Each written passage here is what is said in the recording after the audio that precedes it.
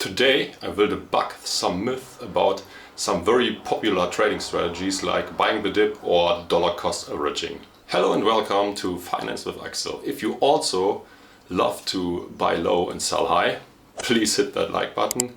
And yeah, all the things said later are definitely true for the stock market. I don't know about any scientific research for the crypto markets, but for now I would assume that these things are also true for that. Let's start with dollar cost averaging.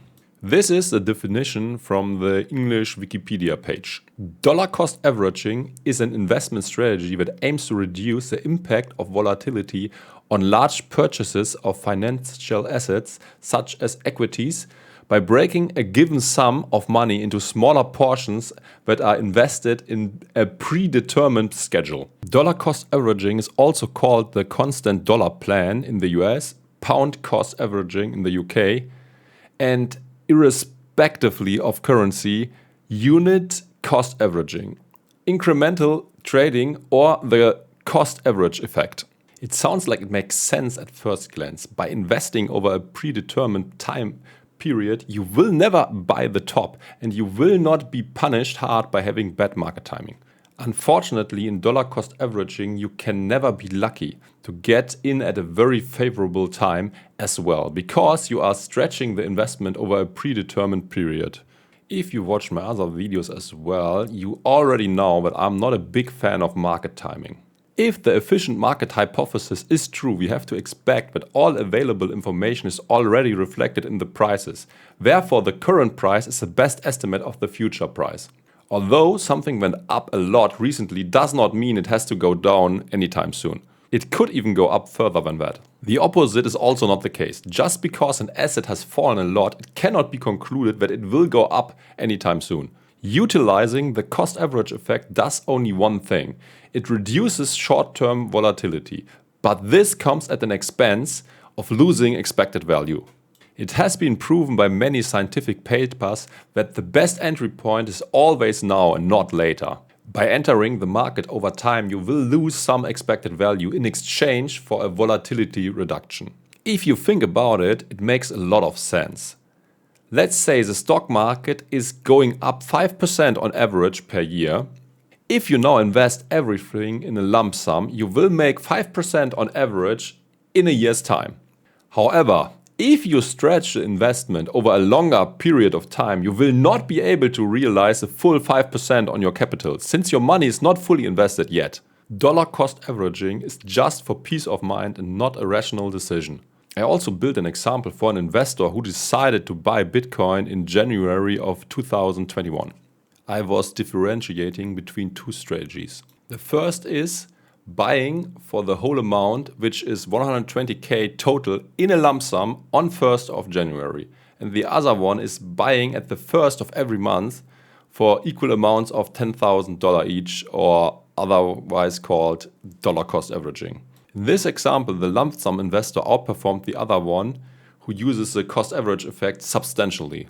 The dollar cost average guy would end up with 2.75 Bitcoin in the end of the year, while the lump sum investor would have 4.09 Bitcoin to his name.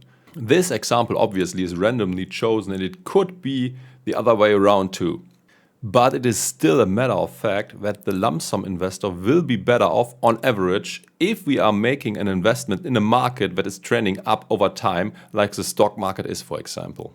For the crypto market, this potentially is also the case if you look at the historical data, but I don't know about any research yet, and the market is still very young and we cannot judge yet. Let's now move on to another very popular strategy. This is buy the dip. This is especially true for the crypto market, where people always want to buy the dip, but in the stock market also many people act like this. Buying the dip means that you get in once the price of your watched asset fell a certain amount, a percentage or whatever. For example, you could decide to buy Bitcoin once it drops 10%. It's just an arbitrary number. How you set the threshold, it could also be 20% or 30%. The reasoning behind this is pretty simple. We don't want to invest at the top and we want to pay a cheap price. Although this seems logic at first glance, this strategy has many flaws. This strategy will underperform the lump sum investment on average and probably also the dollar cost averaging. Now I will give you some reasons why buying the dip often does not work. At first, an investor has to set an arbitrage threshold at which the dip is big enough to buy in. If the threshold is too high, you might end up on the sideline forever. Market keeps rising and rising without you being invested. Even if you set the threshold at an appropriate level at which you also get buy signals, this is not guaranteeing that you get a good price. You want to invest when something is undervalued and not when something dropped in price. And this is not the same, although many uninformed investors might think so. Another interesting question is, what if you bought the dip but the market keeps on dipping? What do? I guess buy more, but yeah, that's up to you and how you define your strategy. If you set the threshold too low, you would get too many possible entry points, and this will not necessarily lead to you getting good prices. Another issue with buying the dip is a practical one.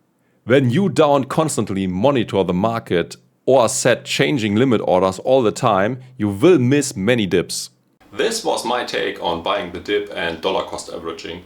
If you found the information helpful, please share it with someone who might also benefit from the information. And don't forget to like and also consider to subscribe with bell notification on, because in that case you will get notified once a new video is out. Bye and take care.